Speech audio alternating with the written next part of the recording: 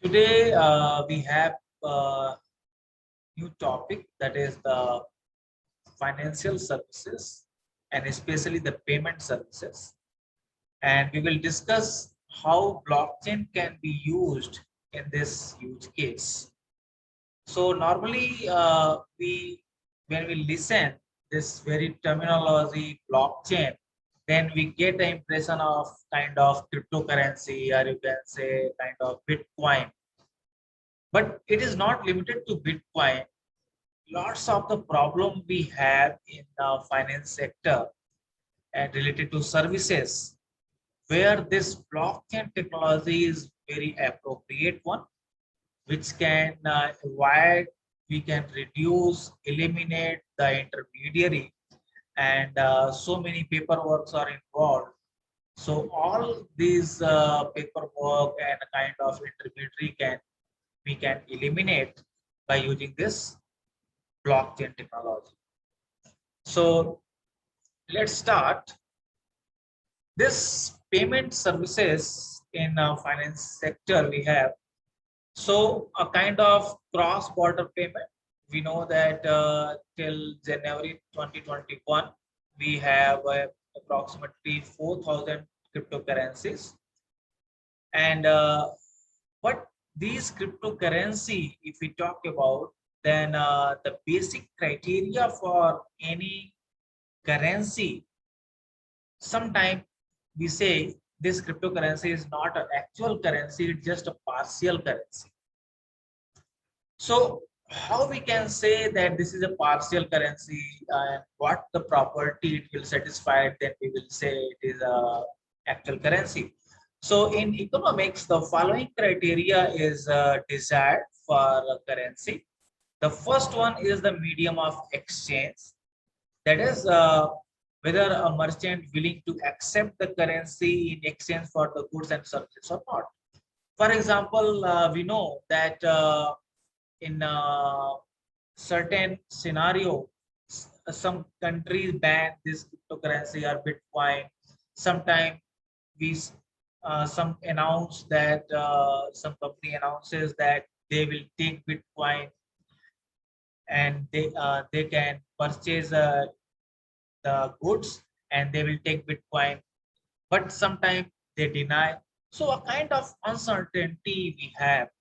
So this medium of exchange is partially accepted in some country. It will depend on the policy of a particular country as well. Second one, the unit of account. Is it a measure of the real value of goods and services? For example, would a merchant will be willing to accept the same value regardless of relative currency fluctuation? So this is the second property which is required for any currency. And the third one, a store of value. For example, normally in each country, the gold is the actual asset which is used for the storage of investment. And for any currency, it is needed that suppose I have particular amount of currency, then I have uh, whether it is whether it is allowed for any holder of that currency a kind of security of that if he or she will keep that amount, then it will be worthful after a year or after 5 years. So this type of requirement for any currency is desired, which is not completely satisfied by the cryptocurrency. There are few examples we have which is available now, that is the Stellar protocol and network. This is the link for that. You can explore stellar.org. Basically, it is a decentralized and hybrid platform. Anyone can join this. The membership is open, and the Luminous is the actual asset for that. It is used on the Stellar platform, and the Byzantine agreement, Federated Byzantine Agreement is used for the individual trust decision making, or you can say the quorums form based on the participant individual trust decision, followed by a certain kind of agreement within the quorum section. So for that, this FBA is used for that agreement. Hardly it takes 2 to 5 seconds for the transaction on that Stellar platform. Normally, we have experienced that if we do RTGS or NEFT, then it takes fraction of second. But it is not it is okay. 2 to 5 seconds is okay for that.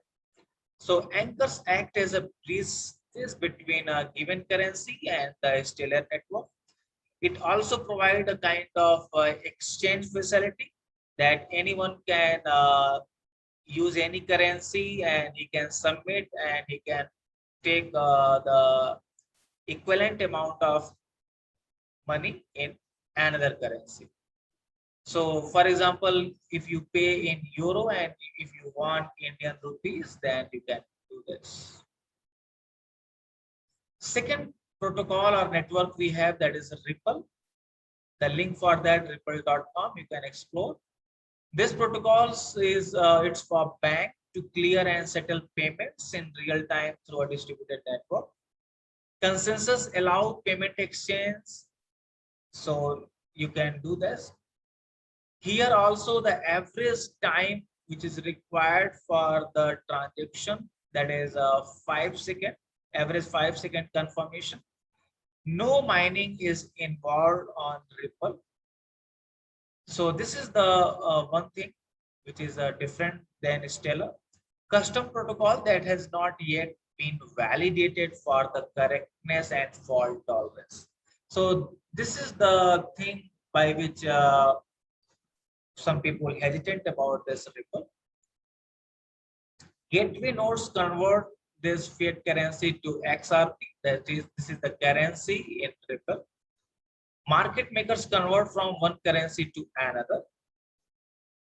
And another thing which is the serious issue on Ripple, that is a centralized governance. Most of the hold of that is limited to few people, and this is the another drawback of this Ripple protocol.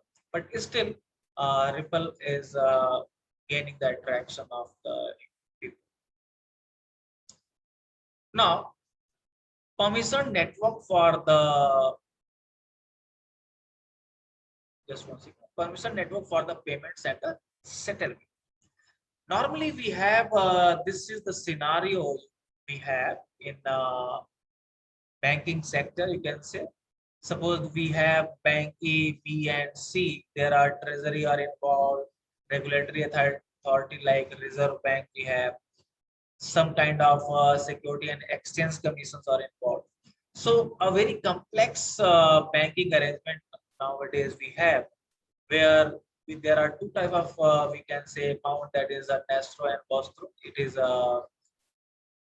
in English is the equivalent word is ORS and your account. So with blockchain, only only member banks are permitted to transact and ensuring privacy and confidentiality of the transactions. So it eliminate need for the any kind of error when we do or this RTGS facility. Lots of the cost and delays happen in clearing and settlement of that. So all these things can be reduced if we use blockchain platform, where all these entities, all these stakeholders can interact and can participate. Again, the treasury has instantaneous view on that currency position of their Nostro account, and across the globe it can be seen, it can be viewed, and it provide a kind of transparency, so allowing the optimal use of capital that is otherwise it is ideal. Reduce the foreign exchange and capital exposure at the lower fees. And the blockchain technology basically provide a lots of the security and compliance. We can say it increases the compliance as well. So this type of payment facility, if we use blockchain technology, then it will be useful, and it will reduce lots of the cost involved, a kind of delay involved in that clearing and settlement of the payments. We have a huge case. This is the project of Ministry of Singapore, and they have developed this solution. And development of distributed ledger technology, basically it is developed on Ethereum. So Singapore have this prototype solution for that. I'm not going much more detail in this financial terminology. So transfer across participants on the blockchain, depository receipt on the blockchains, redemption on these depository receipts are provided on that. Connectivity of bank system to this distributed ledger technology, and the connectivity of the MES electronic payment system, that is a Ministry of Authority of Singapore electronic payment system. All these facilities are provided on this distributed ledger technology, that on this platform. So you can explore this project, UBIN project. You can explore. I will provide the link at last. So in the phase 1, domestic payments using central bank issued the SDD equivalent. And in phase 2, reimagining the real-time cross settlement, that is RTGS on multiple DLT platform. So the 2 phase they have for this development. This is the more detailed architecture of this UBIN project. So phase 1, that is technical architecture. So you can see in the slide that there are financial institutions. This is the Ministry of Singapore. This is a blockchain visualizer, and banks, CPG, Ethereum connector, MES, CPG, and Ethereum connector. So this will connect to the bank, and this will connect to the MES GUI, web GUI, and this will connect to the bank's web GUI. So these are some functions of that. This bank's web GUI will initiate the players, redeem players, a kind of transfer. Here we will have the confirmation of that and confirmation of all those redeems, etc. So this is I'm not going in much more detail in that. So this is the detailed technical architecture of this UBIN project. So if you are interested, then you can explore it. So key takeaway is the blockchain is only part of the solution. This is the important point. Blockchain is just a part of this whole project. Now, phase 2, you can see 70 plus project members are involved. These are some members of bank. These are some technical partners like Accenture, Consys, IBM, Microsoft, etc. These are the languages, 9 languages, 5 IT tools. So these are some statistics you can see. And till now, 3 POC system. This is the data till 2018. So 3 POC system on 3 platforms, that is Corda, Hyperledger, Fabric, and Quorum. 3 successful sprint demos are there. 1 common UI and API design. So basically, I am showing this. I have taken all these slides from NPTEL. So this will give you a kind of a glimpse that yes, blockchain technology now they are adopting in financial services, and it can be very useful technology to by speeding the efficiency, the reduction of the intermediary, etc. Now, the 3 parameters we have, that is the privacy, a kind of no central counterparty and multilateral netting that is related to the liquidity saving mechanism. So basically, this project create a balance between among all these three parameters, we can say. So reliance on a central counterparty, all participants with full visibility of all the transaction.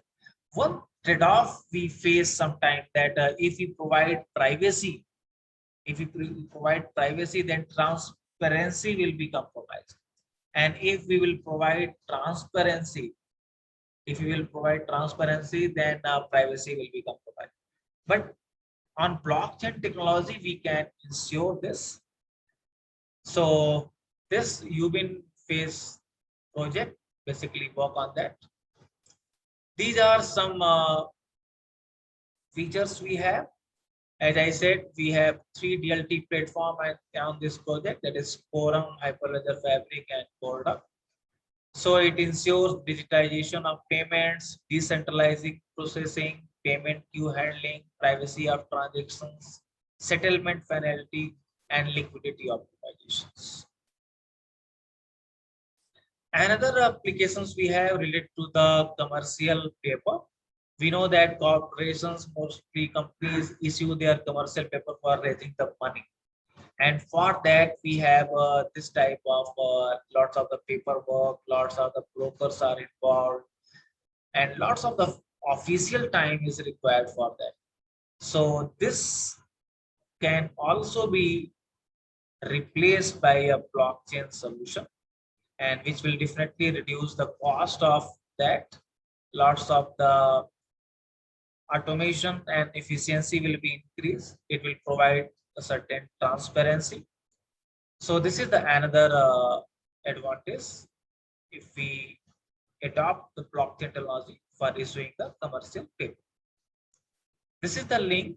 You can explore this UBIN project I have discussed today. This is the GitHub link for that project, and this is the link of Ministry of Singapore. So enough for today. In the next lecture, I will talk about the next use case. So thank you.